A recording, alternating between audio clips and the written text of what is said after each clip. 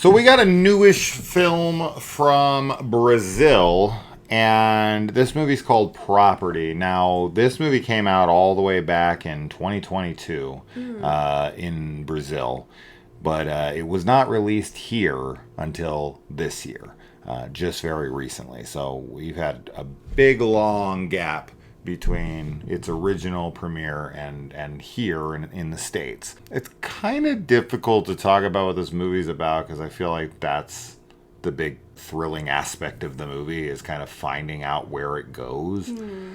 But I'll say a wealthy couple goes to their property and there are some disgruntled people there. Yeah.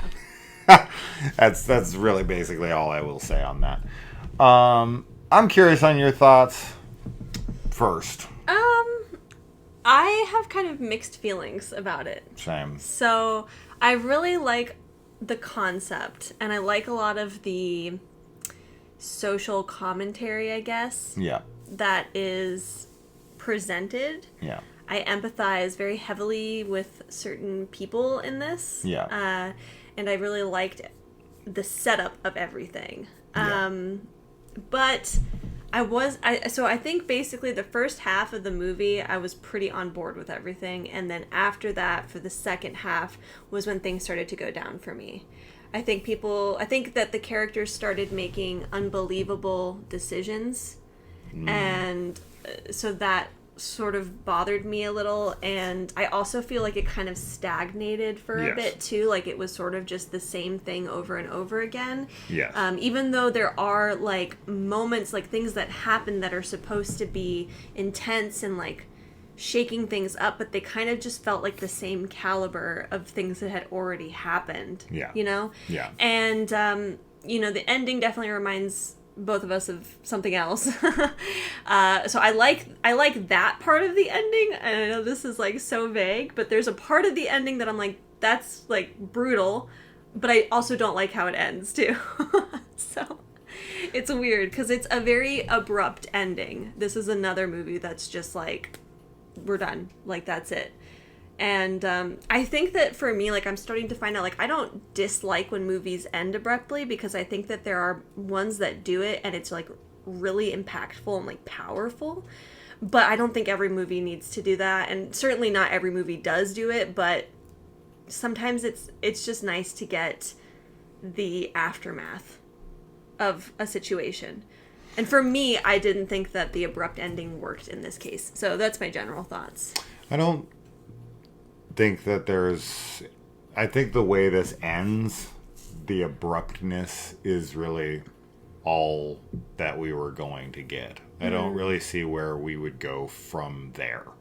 Just from like what they were trying to say and how it ends, it's kind of like, that really is it. I don't know what more we could get. Now, if you want to change the ending and draw it out, then that's fine. But the ending that we get, I do feel like the abruptness is purposefully there to add an impact to the conclusion. So, I don't know. I'm fine. I like the ending fine. But yeah, I think that the film is definitely repetitious. Yeah. And because of the scenario that our main character eventually finds themselves in, that's always a difficult scenario to handle. And while I've seen it handled properly and elevate the tension in clever ways, it is a tricky one to navigate because it really does lend itself very easily to repetition. Yeah. Because the idea is stagnant in its concept, conceptually. So you really have to get clever with that. But I think this movie is more a statement piece, right? I think it is more about classism. I think that it has a message that it wants to go for. And I don't think it's a bad film by any means. I think that it definitely has a lot of merits. I think it's well shot. I think it has a very gritty sweaty kind of feel to it Yeah. that it's supposed to. And I will liken it to a couple films. And if you don't want to hear this because you'll think these are spoilers, then this is your warning to shut it off. But it is in Portuguese, so, subtitles. And I think that it does get very redundant at times. So, and it's not a horror. It would be more of a thriller, Yeah. for sure. But as I said, my warning here. So, I do think that Stephen King was an inspiration for this film. And the two films I would liken this to that have some pretty similar correlations to this film outside of the overarching story, but just like the way certain scenes are handled and how the film works structurally, is Cujo and Mr. Mercedes. Or not Mr. Mercedes. Dolan's Cadillac. Different car. Dolan's Cadillac. Yeah, definitely. That's also a Stephen King thing. Yeah. Sorry. But yeah, I think that you'll know exactly what we're talking about if you've seen them. The good thing is that even if you stuck around for this, 99% of you never saw Dolan's Cadillac. So I don't think that's going to be a spoiler for you because you don't know what the fuck I'm talking about. I don't know about 99%. Dude, I'm telling you a lot. I'm telling you. How many of you? Let's see. Let's see in the comments. If you saw Dolan's Cadillac with Christian Slater and Wes Bentley, let us know below. And if you didn't see it, let us know below. Let's really hit that algorithm. But no, I want to know. Everybody watching this that got to this point, did you see Dolan's Cadillac or did you not? Just at least comment that for me. But I'm going to say that the majority of you have never even heard of it. Yeah. It is such a obscure freaking Stephen King adaptation. Okay. I guess, yeah. I've never heard a single person talk about it ever once in my life. Yeah.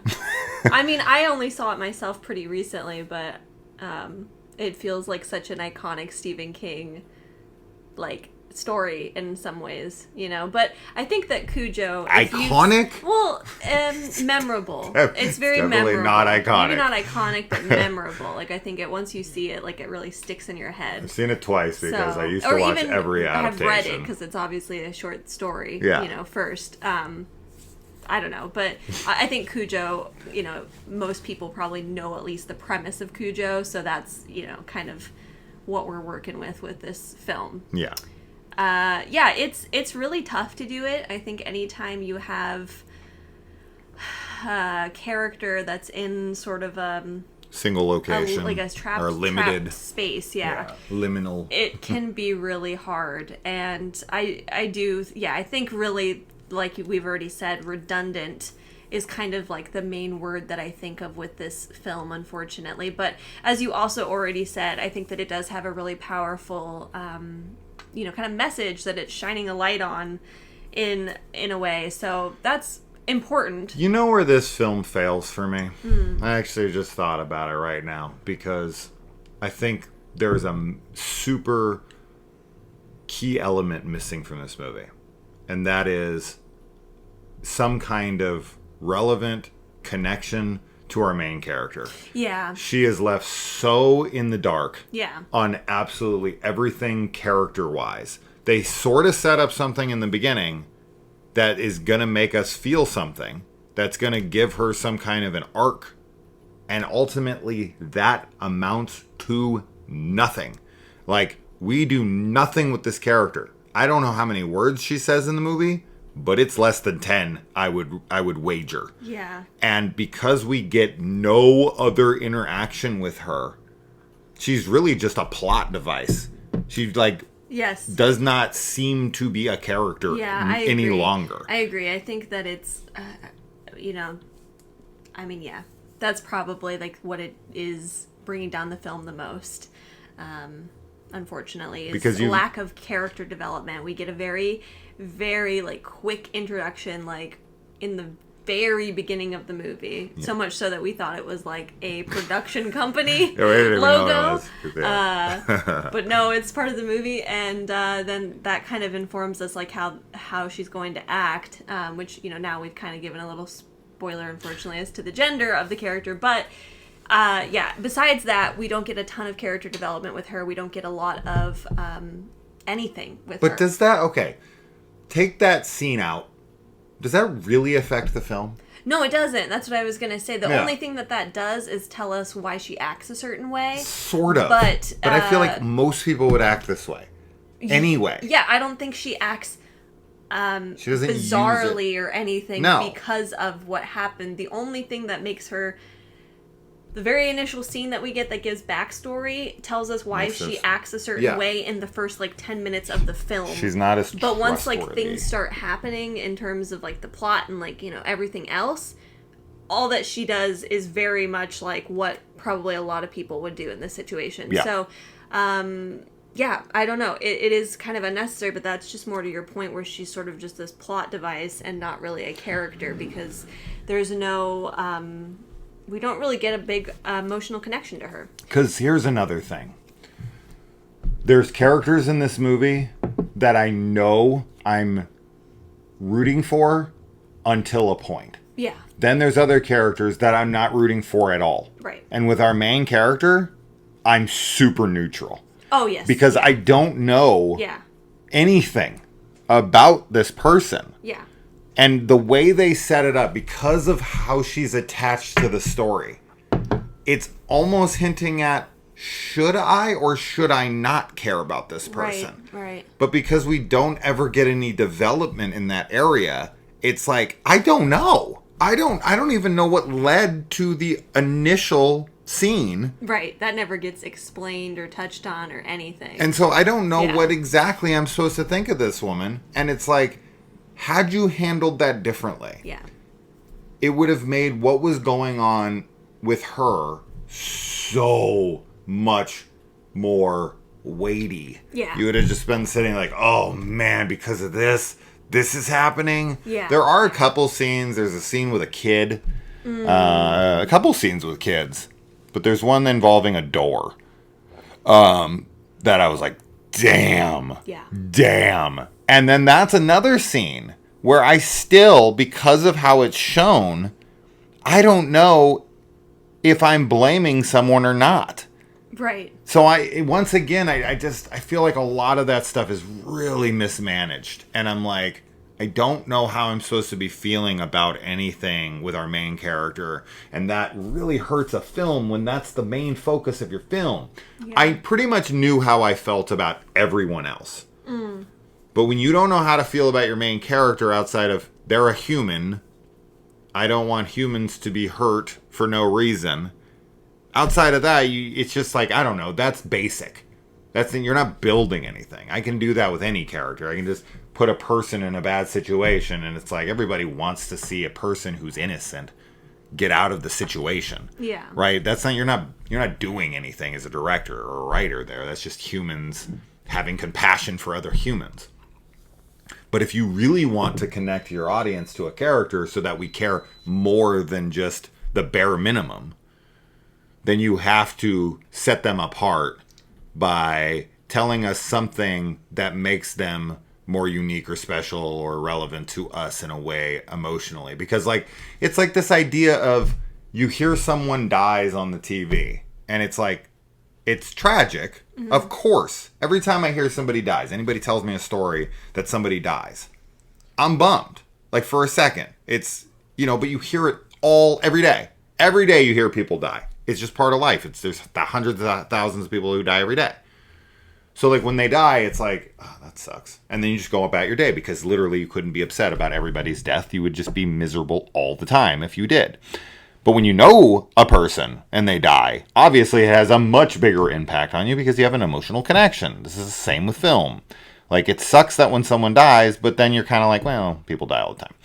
And so you have to connect. And this movie just does nothing for that. Yeah. So that's its biggest flaw, period. Yeah. Right? I agree.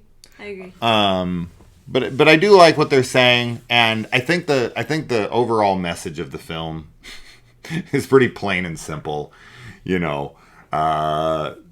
Treat people beneath you better. Treat everyone better. Treat everyone better, yeah. But there shouldn't be anybody beneath you. Yeah. How about that's that? the main How about that? That's the message. But no, like, people deserve better. Yeah. Yeah.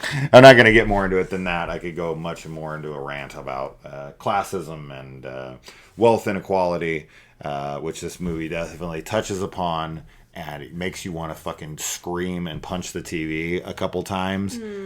But then you don't know who to direct your anger at later. Yeah, later you're like... So you're like, I don't know where I don't know. How am I supposed to feel right now? Yeah. So that's, I misplaced emotion. I don't know where to place it. I'm like, I'm feeling emotions here, but I don't really know what to do with them because you're not really telling me what to do with them. And then I'm just thinking about, like, the atrocities of the actual world. And I start thinking about that, like, yeah, that does suck for other people. And it's like, I'm not engaged in the film anymore. I'm just engaged in the broader spectrum of like, world affairs and how cruel things can be for people. And that's not where you want to keep me. You want to keep me engaged in your film. Yeah. Yeah. So, anyways, that's it. Property. It's $5. That's what we paid for it on Apple. I would wait for it to drop on a streaming service personally, but if this sounds intriguing to you, go support indie horror or thrillers. It's a thriller. Let us know if you watch it. And Dolan's Cadillac, did you see it? You ever heard of it? Let us know.